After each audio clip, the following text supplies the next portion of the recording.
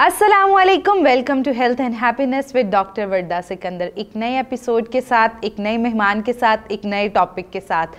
आज हम जिस टॉपिक पे बात करने जा रहे हैं वो अब दिन ब दिन बहुत ही ज़्यादा कॉमन होता जा रहा है और उसकी जो प्रेवलेंस है वो बहुत ज़्यादा बढ़ती जा रही है। शटिका, एक टांग का दर्द हम अमूमन जो है वो रोज़ सुनने में आता है और कहते हैं कि ख़वातीन में जो है ये बहुत ही कॉमन है। इस टॉपिक पे बात करने के लिए हमारे साथ डॉक्टर इत्तिसाम मौजूद हैं। आइए इनसे जानते हैं कि शटिका क्या है, इसकी वजूहात क्या हैं, क्या अलामात हैं। Welcome to the show sir, how are you? अल्हम्दुलिल्लाह। अच्छा, सबसे पहले हमें बताएं कि ये शटिका होता क्या है? शटिका बेसिकली जो है वो पेशेंट कंप्लेन करता है टांग में दर्द और सुन्नपन टांग का होना।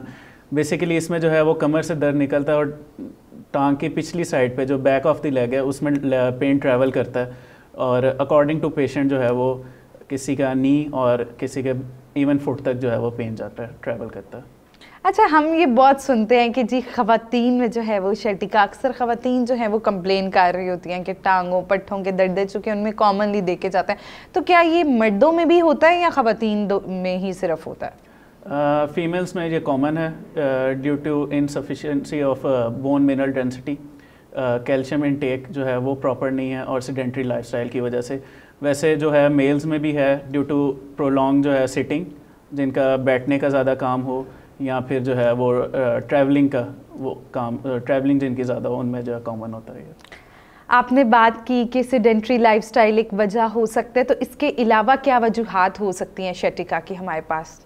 बेसिकली मेडिकली जो है इसकी 3-4 जो है वजूहात हो सकती हैं। सबसे कॉमन जो है वो जो डिस्क बल्ज है, जो मोरों के दरमियान डिस्क होती हैं उसके जो है वो जो है वो बल्ज आउट हो जाती है, अपनी जगह से जो है वो हट जाती है।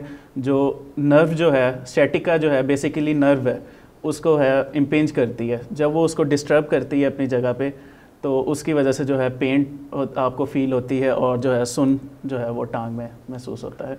उसके अलावा जो है मसल होता है, प्रीफॉर्मिस मसल होता है और जो हमारी वर्टिब्रल कनाल है उसकी शॉर्टनिंग की, कनाल की शॉर्टनिंग की वजह से ये जो है पेन जो हो सकती है हमें।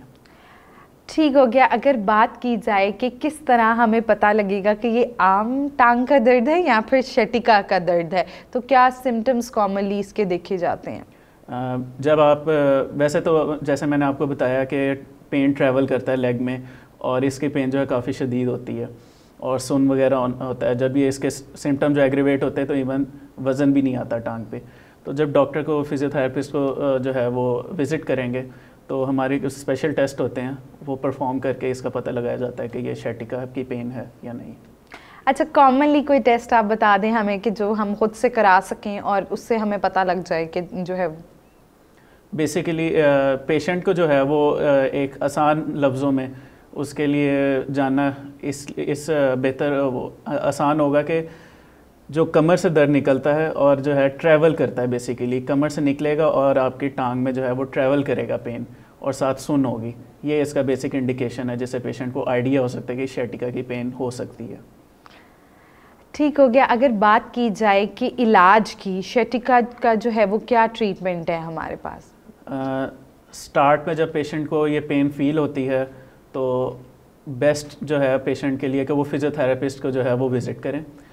उसमें जो है हम एक्सरसाइज और जो है स्ट्रेचेस के करके जो है पेशेंट को ट्रीट करते हैं।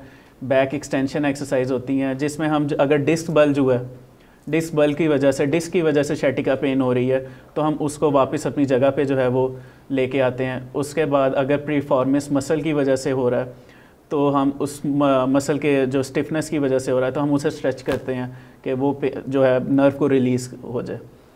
तो ये इसका ट्रीटमेंट प्लान होता है।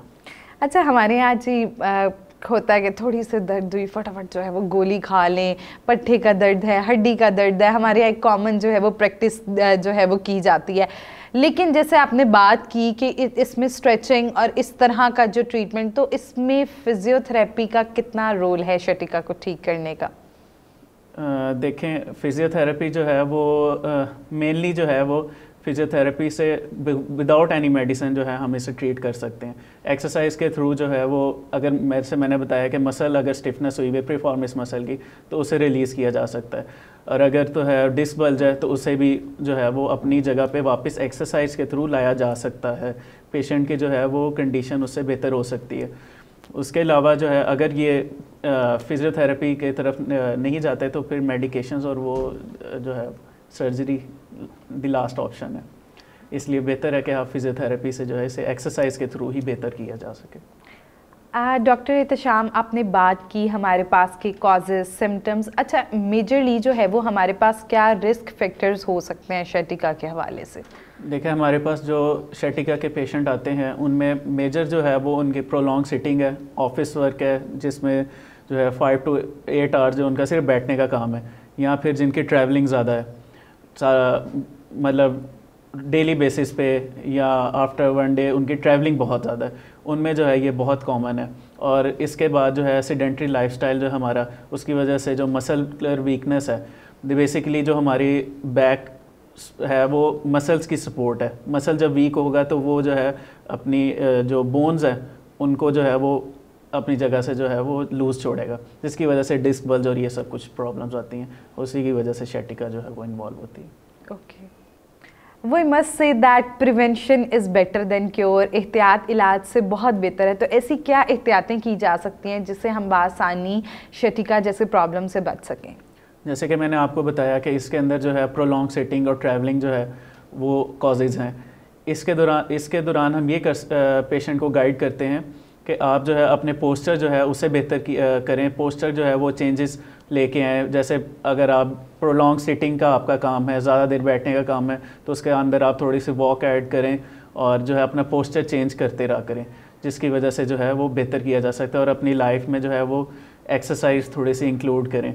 जिस मसल्स को स्ट्रॉन्ग होंगे तो ये आपकी जो है इशू जो है वो कभी नहीं आएगा।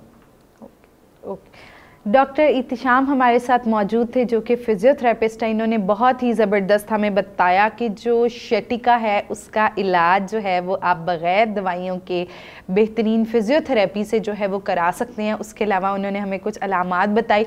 हम लोग अक्सर होता है कि दर्दों को निगलेक्ट कर रहे होते हैं कि जो है वो कोई बात नहीं, वक्ती तौर दर्द हो रही है, फ़ौरन पेन किलर खा ली।